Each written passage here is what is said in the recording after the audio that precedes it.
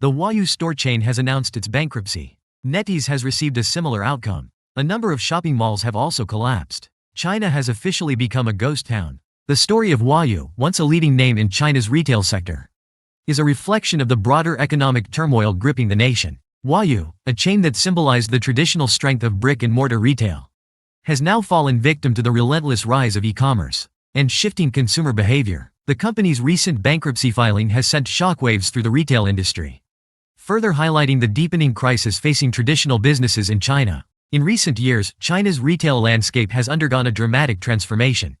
E-commerce platforms like Taobao and JD.com have surged, offering customers convenience and competitive pricing. Meanwhile, physical stores, particularly those like Huayu, that heavily relied on foot traffic, began to falter. The hyper-competitive nature of the online marketplace, exacerbated by the COVID-19 pandemic, accelerated Huayu's downfall. As lockdowns and economic slowdowns kept people at home, online shopping surged by 24% annually, leaving stores like Huayu with declining sales and mounting costs. The heart of Huayu's collapse lies in its failure to adapt to these seismic shifts.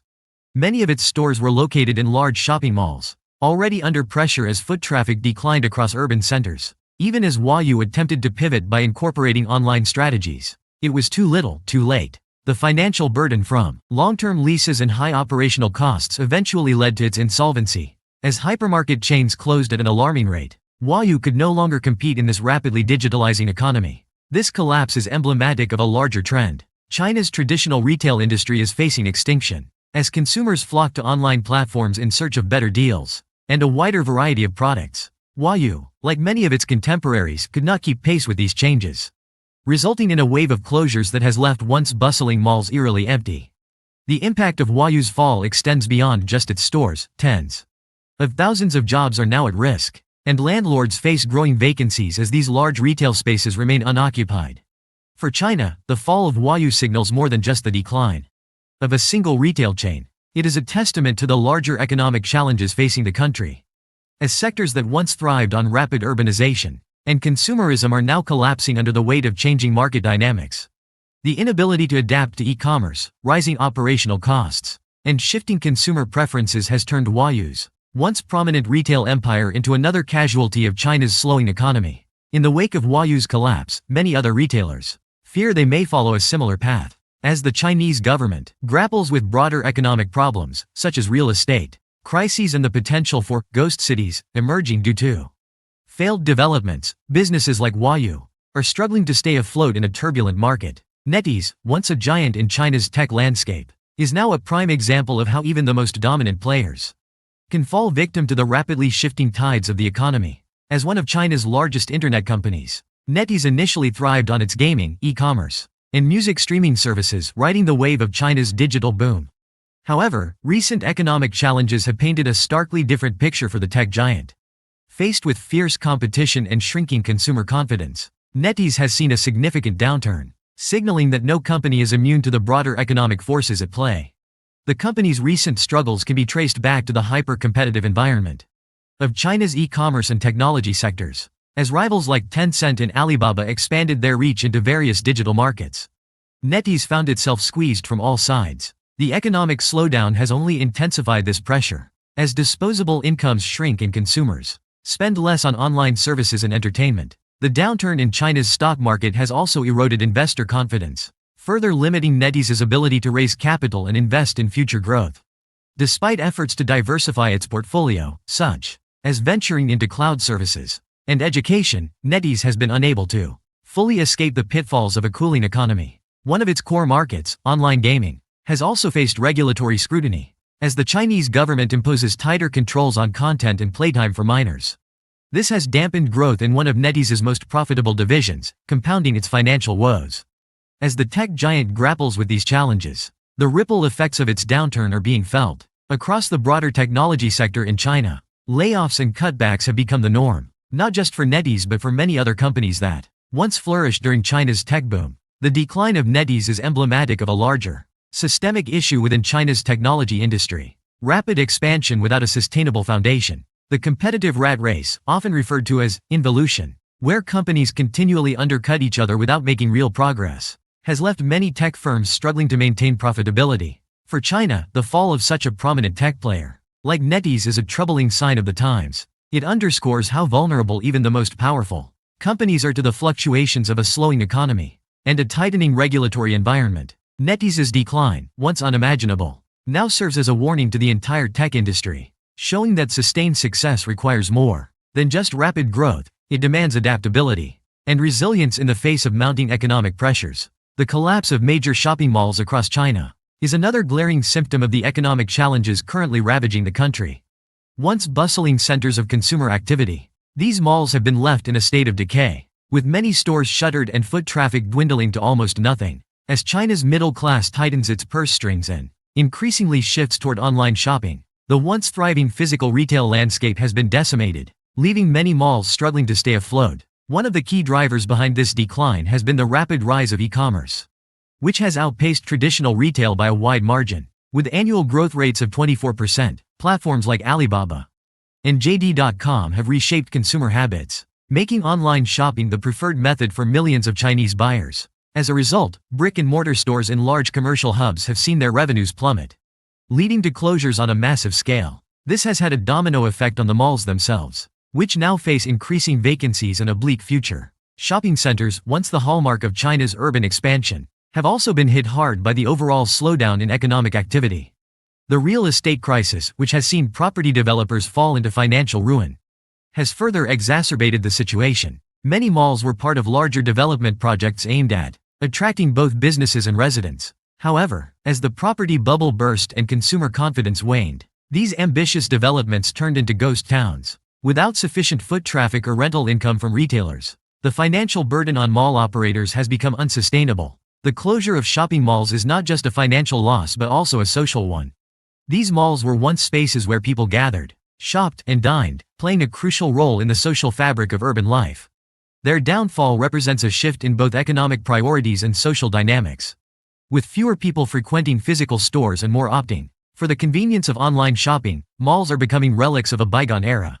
The plight of these malls is emblematic of a broader trend of economic contraction in China as the country grapples with the aftershocks of overexpansion and changing consumer preferences. As more malls close their doors, the country is left with vast, empty buildings that were once symbols of prosperity but now stand as reminders of the fragility of rapid urbanization. It underscores how vulnerable even the most powerful companies are to the fluctuations of a slowing economy and a tightening regulatory environment. NetEase's decline, once unimaginable, now serves as a warning to the entire tech industry, showing that sustained success requires more than just rapid growth. It demands adaptability and resilience in the face of mounting economic pressures. The phenomenon of ghost cities in China has become one of the most striking symbols of the country's urban development gone awry. Built during a period of rapid economic growth, these cities were designed to house millions of people and showcase China's burgeoning wealth. However, many of these urban developments now stand eerily empty, with entire districts of unfinished high-rises, empty streets, and vacant shopping malls.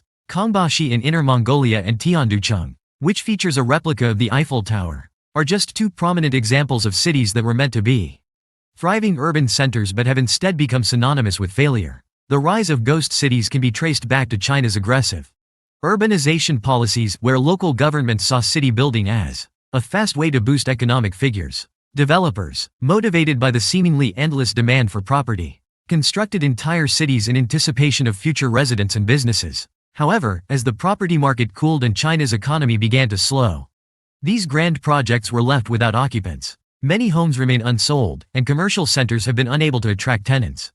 The issue is compounded by the fact that many of these cities were built in remote or underdeveloped areas, lacking the infrastructure and amenities necessary to support a large population, such as schools, hospitals, and public transportation. These areas failed to attract residents. Local governments and developers focused more on the aesthetics and size of these cities rather than on building functional communities. As a result, many of these cities never reached their potential, turning into what some analysts refer to as wasted cities. Despite the empty streets and deserted plazas, the financial burden of maintaining these ghost cities remains heavy. Local governments must continue to invest in infrastructure, services, and maintenance for cities that barely have any residents. This has strained public finances, particularly in areas where local economies are not strong enough to support such large-scale developments. As China's economic growth continues to slow, it is unlikely that these ghost cities will ever fully recover, leaving behind a stark reminder of the dangers of unchecked urbanization.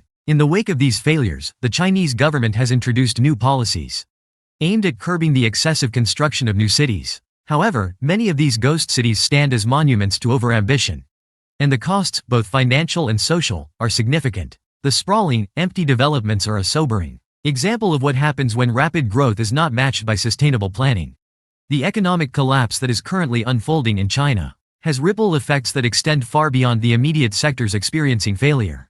From the downfall of major retail chains like Huayu to the rise of ghost cities, the country's economy is showing signs of severe strain, with profound long-term consequences. At the heart of this crisis is a combination of overexpansion, shifting consumer behaviors, and a failure to adapt to rapidly changing market conditions. China's traditional retail sector, once a booming industry that thrived on the back of a growing middle class, is now in sharp decline. As consumers increasingly shift toward e-commerce, companies like Huayu and even larger giants such as Walmart have been unable to keep pace. The closure of these businesses, particularly in physical retail, not only affects employment but also contributes to the growing number of abandoned commercial spaces across urban centers. With more and more companies shutting down, the once thriving shopping malls have become empty shells, a grim reflection of China's slowing consumer economy. This decline in consumer spending is mirrored in the broader economic landscape.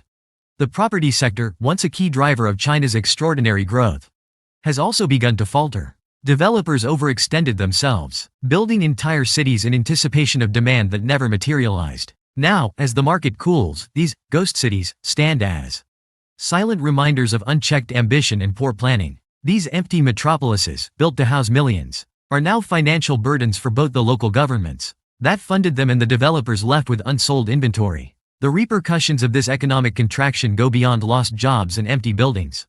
China's financial system is under immense pressure, as the collapse of key sectors has sparked fears of a broader financial crisis. Banks, already saddled with bad debts from the real estate sector, are now facing increasing strain as businesses default on loans. The once seemingly unstoppable growth of China's economy is being brought to a halt by a combination of structural weaknesses and policy missteps. For the Chinese government, this crisis represents a critical challenge. The slowing economy has exposed vulnerabilities in the country's financial system, and while efforts have been made to stabilize the situation, the long-term outlook remains uncertain. The economic collapse has not only shaken investor confidence but also raised questions about the sustainability of China's growth model. In particular, the failure of local governments to manage debt and the over-reliance on property development as a source of economic activity are proving to be major weaknesses. In sum, China's economic collapse is a multifaceted issue that touches on nearly every aspect of the country's financial and social fabric. From abandoned malls to ghost cities, the signs of decline are clear, and the consequences will likely be felt for years to come. The country's ability to recover from this crisis will depend on its willingness to address these deep-rooted issues. But as of now, the path forward remains fraught with challenges.